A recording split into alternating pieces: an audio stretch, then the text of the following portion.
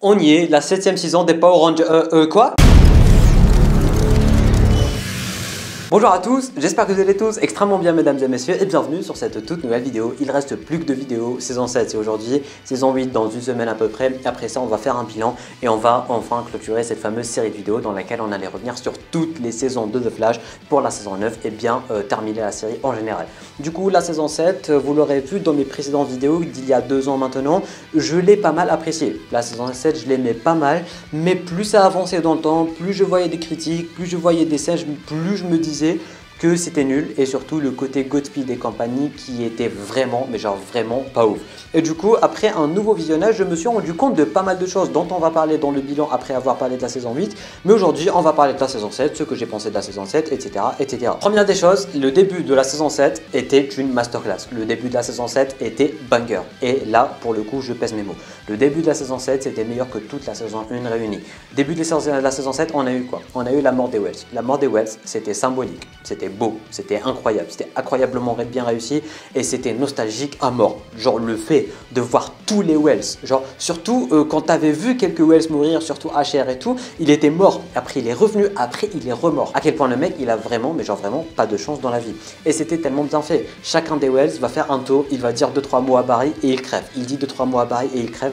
C'était beaucoup trop beau, c'était beaucoup trop symbolique, la scène elle était super bien réussie, il y avait beaucoup de sentiments, c'était vraiment incroyable. Dès le deuxième épisode, si je dis pas de bêtises, après avoir créé l'artificial Speed Force, on a eu ce fameux Super Speed Thinking, je sais pas comment il l'a appelé en VF, mais pour le coup, le Super Speed Thinking aussi, c'était une masterclass. Genre vraiment, le fait de voir Barry évoluer à ce niveau-là, faire des trucs à la Devo et tout, c'était incroyable, c'était bien fait, c'était bien réalisé, c'était bien pensé comme idée et c'était bien badass. On voyait à quel point c'était stylé, à quel point ils ont réussi la chose et ça pour le coup j'étais vraiment super content. Non mais vraiment quand je vous dis que les 3 premiers épisodes de la saison 7 c'était banger, c'était littéralement banger. Bon, la seule chose qui n'était pas si banger que ça avec le début de la saison 7 c'est bien évidemment le départ de ce bon vieux Ralph Dibny. Bon, en vrai il est parti en bon terme, il est parti en tant que Ralph Dibny en vrai, il est parti en Ralph. Mais quand même, il ne s'est pas fait respecter, on aimait bien l'acteur, on aimait bien le personnage et je ne pense pas qu'on va le revoir d'aussitôt. Littéralement jamais. Durant ce début de la saison 7, on a eu le retour de ce fameux Abracadabra qui a mentionné ce bon vieux Chronarch. Un Chronarch dont on a entendu parler 2 fois dans la série, si je dis pas de bêtises. Chronarch qui est un gros méchant de l'univers de The Flash. Mais pour le coup, il reste une seule saison. Et vu qu'il reste une seule saison, j'ai un peu peur qu'on va pas le voir. Genre, depuis la saison 1 jusqu'à la saison 6, ils nous ont teasé beaucoup de méchants, Red Death, Savita, etc., etc. On les a tous vus. Mais Chronarch, genre, il a été teasé. On sait qu'il va apparaître à un moment ou à un autre dans la vie de Barry, mais est-ce que c'était uniquement Easter eggs? Mais j'ai pas vraiment l'impression qu'on va le voir, mais en tout cas c'était sympa d'entendre parler de lui. L'intrigue avec les deux Caitlyn, c'était incroyable. Comment Caitlyn elle avait eu une migraine après à la fin de l'épisode, meilleur cliffhanger de l'espace, meilleure scène post-générique de l'espace.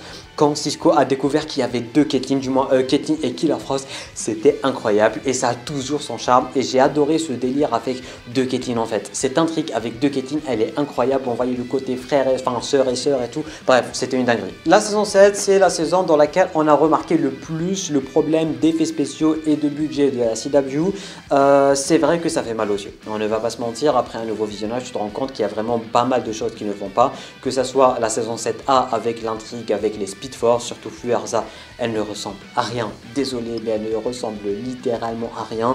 Les Godspeed, n'en parlons pas, mais c'est vrai que la saison 7, c'est la première saison officielle dans laquelle on remarque un problème d'effets spéciaux. Genre depuis la saison 1 jusqu'à la saison 6, c'était littéralement la même chose. Bloodwork, il était super bien réussi et tout, mais pour le coup, dès le début de la saison 7, quand tu vois Fuerza, tu te dis il y a un problème. Après, quand tu vois Psyche avec ses tentacules qui ne ressemblent à rien, bref, en termes d'effets spéciaux, la saison 7, c'est la saison qui a marqué la fin des bons effets spéciaux de la série en général. Voilà. Un truc que je n'aimais pas trop forcément avant mon revisionnage, c'était l'intrigue des forces, c'est-à-dire la saison 7 partie A.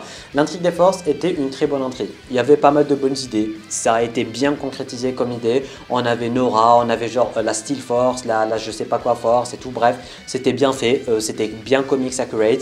Bon, le seul défaut, c'est bien évidemment les super pouvoirs et les costumes des forces qui n'ont littéralement aucun sens. D'un côté, on avait aussi la Speed Force qui faisait des pancakes, qui avait des émotions, des sentiments et tout ça aussi.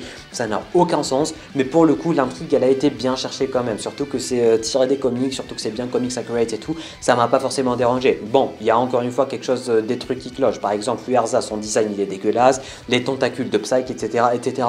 Mais en globalité, c'était une bonne intrigue, c'était intriguant, on se posait des questions, on savait pas forcément ce qui se passait, on avait de bonnes répercussions de la fin de la saison d'avant, un peu comme la saison 1, 2, 3 et 4. C'était sympa, mais c'est vrai qu'il y avait pas mal d'idées qui ont été bien concrétisées, d'autres pas du tout, mais l'intrigue des forces, c'était quand même sympa, ça passait du bon temps, c'était bien, c'était un peu rénovant si je peux dire, et c'était réussi. On en parle maintenant quasiment durant toutes les vidéos dans lesquelles on parle de The Flash, mais Jenna, durant cette saison 7, elle était présente. Elle était présente, on va pas se mentir, elle était présente parce qu'on en parle tout le temps en vidéo, c'est incroyable. À croire qu'ils sont vraiment en train de faire exprès pour me faire plaisir. Mais Jenna, durant cette saison 7, ils arrêtaient pas, littéralement pas, de trouver des excuses. Genre Cécile quand elle devait partir, ouais je dois aller voir Jenna. Joe quand il doit partir, je dois aller voir Jenna. Dès qu'il y a une excuse de rien du tout pour montrer le fait qu'ils vont pas montrer Jenna, ils trouvent des excuses. Ouais, Jenna est malade, Jenna est chez sa grand-mère, Jenna est chez Wally, je sais pas quoi. Jenna, durant chaque épisode, il lui trouve une excuse pour ne pas la faire apparaître. C'était incroyable et à la langue, ça devient littéralement drôle. Cette saison 5 en général se concentrait vraiment sur l'aspect famille, avoir des enfants. D'ailleurs, c'était ma foi plutôt drôle à chaque fois que Barry et Harry voulaient avoir des enfants. Il y avait des scènes malaisantes avec Chester, avec Caitlin et tout, c'était vraiment super drôle. Quand Caitlin lui a dit qu'il fallait montrer, il lui a dit I love that impulse et tout. Bref, l'intrigue avec les enfants, elle était incroyable. Dès qu'ils ont terminé avec les forces, en fait, il y a directement eu le délire qu'il en veut avoir des enfants. Un peu après, il y a eu l'intrigue Godspeed et juste après, il y a eu leurs enfants qui sont venus du futur. Et du coup, franchement, j'ai aimé ce côté famille de la saison 7 parce que vraiment, cette saison 7 se focalisait littéralement sur l'aspect famille. Au début, les forces, c'était leurs enfants. Après, leurs enfants en réel et tout. Il y avait vraiment de très bonnes idées avec l'aspect famille, on le voyait apparaître. Il y avait Joe aussi qui arrêtait pas de donner des conseils aussi, toujours durant cet aspect famille. Franchement, il n'y a rien qui m'a dérangé avec ce côté-là et ça nous permettait d'explorer d'autres horizons, d'explorer d'autres thématiques. Par est-ce qu'ils sont bons en père, est-ce qu'ils sont bons en père et sœur, enfin en père et mère, parce que la dernière fois aussi, j'avais fait une erreur de dire que si il était papa, vous m'avez éclaté dans les commentaires. Bref, vous voyez ce que je veux dire, l'intrigue Speed Force, c'est délire famille incroyable, mais l'intrigue Godspeed, on va y revenir. Alors, en ce qui concerne Godspeed, c'est vrai que Godspeed il est apparu uniquement durant 3 épisodes. Les 3 derniers épisodes, c'était l'intrigue Godspeed, parce qu'en globalité, il y avait la saison 7A, et après il y a eu 2, 3, 4 fillers, après il y a eu Godspeed et les enfants de Barry en général. Du coup, en ce qui concerne l'intrigue Godspeed, c'est vrai que là, il y a vraiment moyen d'avoir la pire saison de The Flash, et c'est littéralement la pire saison de The Flash, on va pas se mentir, parce qu'après réflexion, la saison 6 n'était pas si nul que ça. L'intrigue avec Black Hole n'était pas si nul que ça. Il y avait vraiment de bonnes idées innovantes et tout. Mais pour le coup, avec l'intrigue Godspeed, ils avaient des idées. On va pas se mentir, ils avaient des idées, ils avaient vraiment beaucoup de scénarios dans la tête et tout. C'est juste que le problème, ils n'arrivaient pas à concrétiser ces fameuses idées. Parce que depuis le début de la série, il y a deux trucs. Ils ont toujours de bonnes idées. Le seul problème, c'est que parfois, ils arrivent à concrétiser ces idées-là et parfois, ils n'arrivent pas à concrétiser ces idées-là et du coup, ça nous donne l'intrigue Godspeed. Parce que Godspeed, en fait, c'était bien d'avoir un genre de Civil War, le fait d'avoir beaucoup de Godspeed, ils veulent voler la vitesse de Flash, ils ont déclenché une guerre dans Central City, etc. etc. C'est vrai que tout ça, c'était bien. Mais c'était tellement mal fait, tellement mal concrétisé à quel point les Godspeed ressemblaient à des méchants de Power Rangers. Leur chorégraphie n'avait aucun sens. La façon de filmer n'avait aucun sens. On avait juste 2 Godspeed à chaque fois qui se tapaient dessus comme ça et tout. L'autre il esquivait et l'autre il tapait. Ça n'avait aucun sens.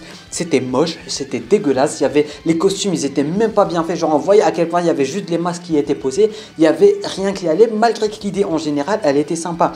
Godspeed, il vient du futur, il a perdu sa mémoire, il a déclenché une guerre pour trouver la vitesse, pour avoir la vitesse de Flash, etc. etc. Il y avait des idées incroyables. C'est juste en fait qu'ils n'ont pas du tout réussi à concrétiser cette idée-là. Ils n'ont pas réussi à mettre en scène cette idée-là d'une façon bien comme il faut. Comme ça, nous, quand on regarde, on se dit waouh, ça c'est bien. Parce que aussi la fameuse scène où on avait Go Go Power Rangers, quand on avait la Team Flash contre tous les Godspeed, c'était bien, c'était une bonne idée d'avoir toute la Team Flash se battre et tout, mais c'était tellement mal concrétisé, tellement mal fait, tellement les effets spéciaux étaient dégueulasses, tellement les cascades étaient dégueulasses. Les Godspeed, quand ils tombaient, on dirait des méchants de Power Rangers. C'était tellement dégueulasse et tellement mal fait que ça n'avait aucun sens. C'est limite devenu un running gag, on va pas se mentir. Pour nous, c'est devenu une blague, on va pas se mentir. Mais en globalité, ils avaient vraiment de très bonnes idées. Ils ont juste mal concrétisé. Laura avec son lasso, l'autre avec ses shurikens. C'était tellement mal fait, tellement mal filmé à un niveau genre Laura, elle arrivait comme ça, il y avait les Godspeed, ils tombaient directement. C'était nul. c'était vraiment nul. Mais quand tu vois l'idée de loin, quand tu vois ce qu'ils ont fait vraiment de loin, tu te dis qu'il y avait vraiment de bonnes idées, qu'ils savaient vraiment de quoi faire une bonne intrigue. Même Godspeed, l'acteur, je l'aimais bien, il était vraiment convaincant en jouant Godspeed quand il avait perdu sa mémoire, etc. etc. Mais encore une fois, c'était tellement mal fait. À la fin aussi, on avait le fameux combat avec les sabres laser de Star Wars, alors qu'ils auraient pu vraiment nous proposer un combat épique avec 3 speedsters. Bref, la saison 7 est une bonne saison en vrai, et il n'y a pas vraiment de mauvaise saison de The Flash, et ça on va en parler dans la vidéo dans laquelle on va vraiment tout englober, mais les idées ne sont vraiment pas du tout, mais vraiment pas du tout bien concrétisées, et c'est ce qui fait que la saison 7 c'est littéralement la pire saison de The Flash, parce que oui, il y a de très bonnes idées, mais les effets spéciaux n'ont pas du tout aidé, la façon de filmer n'a pas du tout aidé, et les chorégraphies n'ont pas du tout aidé, parce que s'il y avait limite une bonne façon de filmer des Godspeed, ou s'ils avaient de bonnes chorégraphies, je vous jure que ça aurait changé littéralement le tout, parce que les Godspeed ils étaient vraiment dégueulasses, ils se battaient juste comme ça, et quand ils tombaient comme des méchants Power Rangers. Mais s'ils avaient vraiment mis un peu plus de temps, de quoi peaufiner le truc et tout, je pense que ça nous aurait vraiment proposé une bonne petite saison. En ce qui concerne Bart et Nora, franchement, des personnages incroyables, ils ont toujours été incroyables, ça me dérange pas, et je pense qu'on ne va pas faire plus long que ça. Du coup, mesdames et messieurs, c'est la fin de cette vidéo. Si vous avez des choses à dire, si vous avez des choses à ajouter concernant cette saison 7, si en bas dans les commentaires que ça se passe, tu peux laisser un petit pouce bleu, tu peux t'abonner à la chaîne YouTube ainsi qu'activer les notifications en cliquant juste ici, tu peux regarder notre vidéo en cliquant juste là. Sur ce, moi je te dis à très bientôt pour une toute nouvelle vidéo. C'était Namiat, portez-vous bien.